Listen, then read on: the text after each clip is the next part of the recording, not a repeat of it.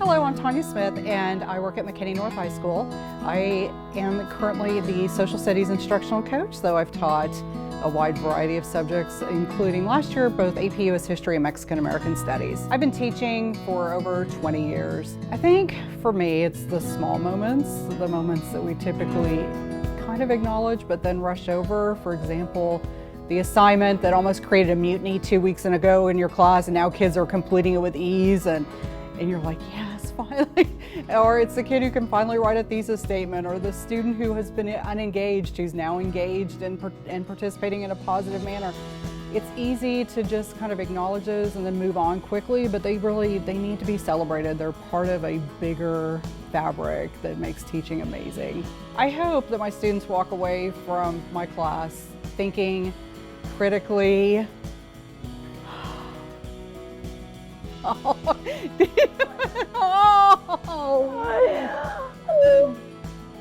I heard her talking behind the door and she was like, we celebrate the small moments of like students becoming engaged, and it's just like so true, because for me personally, she's that teacher that like you tell her what you want to do, your hopes and dreams, and if you have doubts, and she's like, well, why do you have doubts? Like why are you like thinking that's not possible? And now here I am in my last year of law school, and it's like, that's because I had such a strong influence in high school during years that are like so, I don't know, impactful for students as they're growing. Like they're teenagers, they don't know what they're gonna do, and it's so important to have someone telling you that like you really can do whatever you want, you know? Yeah, teenagers are challenging at times, but they're also amazing, amazing individuals. And we, even behind all the kind of difficultness, like they challenge and they question and they do all these things, but they're just growing, and it's just such a great process to see them grow up, and then you get to see them like down the road doing amazing things like this, and you're just like, oh my goodness.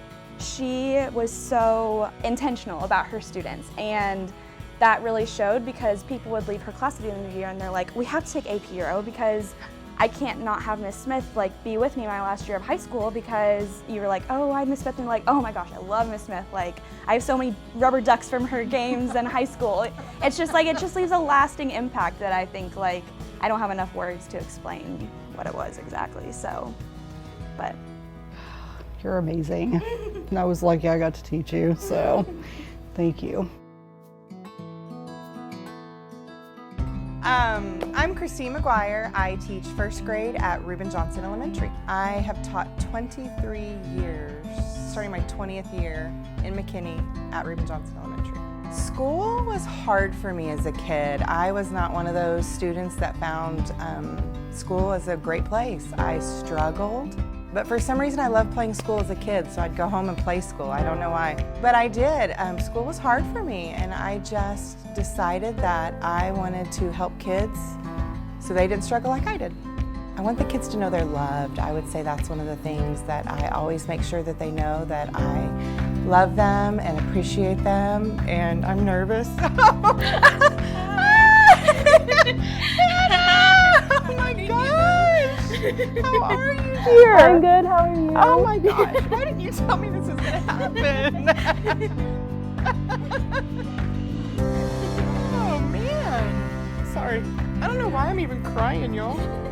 Well, I met Miss McGuire when I was in second grade. She was my second grade teacher. She definitely was one of the first, and probably, I'm trying to think, but probably one of the only teachers that really cared about me for me, not so much as like the label I had. She was like, yes, you are smart, and yes, you know what you're doing, but I'm gonna care about you as a person first before your label. She was one of those kids. She was, she could be a leader in the classroom easily. You could easily, you know, give her a job and have her do things, but she needed to be challenged. It wasn't just the fact that, you know, she knew how to do stuff. You had to find some things to keep her challenged in the classroom. And I hope I did that for you. So much so that now she's a teacher herself. So that's what's really cool about it is, you know, here, not only am I teaching kids, but they grow up and they're doing many amazing things too. I remember being in second grade and being like, wow, I want to be a second grade teacher. I want to do this for kids too. I'm not a second grade teacher. I'm fifth, but still. Bless you. But yeah, it's still kind of that seed of I want to do this for the next generation, just like she did it for me. She'll be an amazing teacher. She's got everything she needs to be a successful teacher. I believe in her, just like I tell all my students, I believe in you. My name is Felipe Arellano, and I'm the lead resource teacher at Burks Elementary. I just finished my 11th year teaching. I think the number one appreciation for me is being a special education teacher, is hearing from the other teachers, the parents. It's more just confidence issues than anything. And once that little light turns on and they see that they can do it, it just makes all the difference in the world. And I love when I hear that from the other teachers and the other staff members and admin and counselors, and they're like, wow, I could really see this person is doing so much better now. I just want them to make sure that they know to advocate for themselves, to not let anybody ever put them down because they can't do something, just to make sure that they know that there's things that they can't do and they might never do, but everybody they meet has that issue. There's going to be things that they can't do either that they might be able to do. So don't ever let anybody put you down. Make sure you always do your best. This is actually one of my students from high school. Hey, what's up, Chica? How are you? Good. This is actually one of my favorites here. Yeah, you picked a great one. Wow, what a surprise. I wasn't expecting that. That caught me off guard. What's up? How are you, Ruby Doobie? You doing good? You having a good summer? Yeah. Yeah? So when I met him, I couldn't speak. So I couldn't speak any language and everything. For him, I give thank you for him. So he showed me how to speak and everything. So that's a good thing to have him. She was the sweetest girl. She was always wanting to help everybody, always wanting to help the teachers. Yeah, I had 3 years of Ruby. 3 years, yeah. And now Ruby, she's actually one of our pals at Burks. So she comes and I get to see her every week, which is great. And she's been a helper for me during the school carnival and when we had culture night. She was at my table representing Colombia, helping me serve food and greet everybody. And she's just very outgoing, and it's great to see the way she's turned out. Colombian food's good, good, good. Well, you better say that. Yeah, he's the best teacher you can have. Oh, you're too sweet.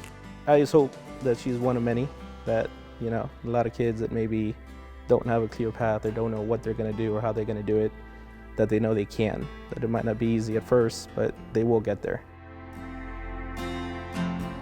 My name is Alma Torres-Salas, and I teach 5th grade bilingual, self-contained at Vega Elementary. I have been teaching for 10 years.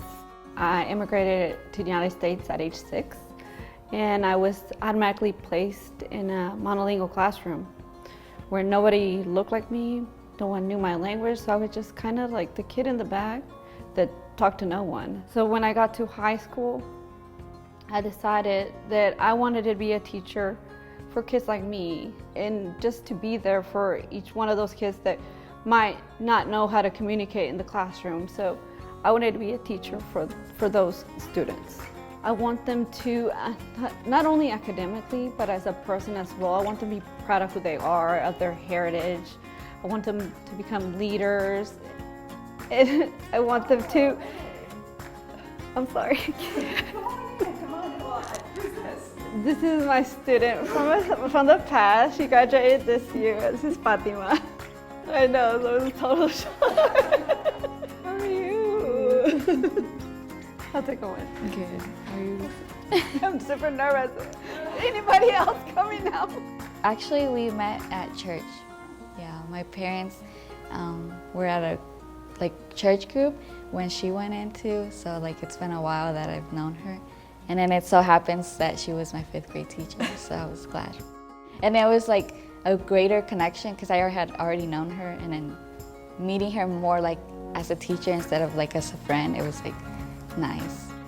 She was super shy, but I always try to push my students to speak, so super smart.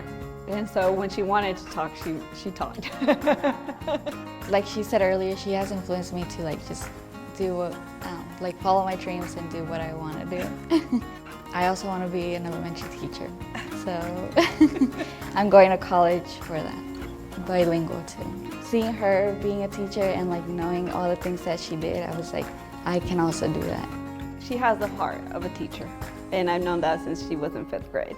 This is my goal. This is what I want to see my students do. Go to college, succeed, have a profession, do something you love.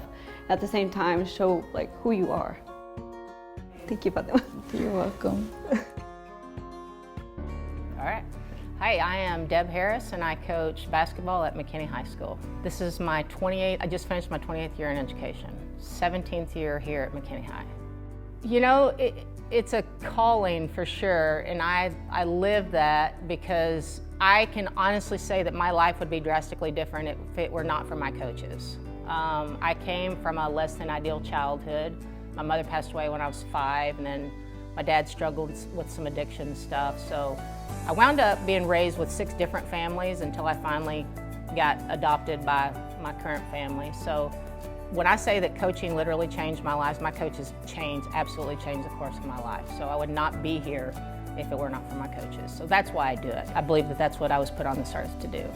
We tell our kids all the time that life is hard, and it's really hard for weak people, whether you're mentally weak, emotionally weak, spiritually weak, physically weak, and just, you know, to try to make the biggest impact that you can possibly make on somebody. Oh my gosh, what in the world? Jazz. This right here is why I do it. This right here. I love this. Yeah, what an awesome surprise.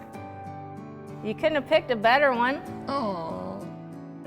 She came into my life actually in middle school, my little chubby self, you know, like she actually saw it in me then, just how good I could be. She's always told me to believe in myself, you know, first, because if I don't believe in myself, who will? Coach Harris is like a second mom to me. I think that's very important, especially in school.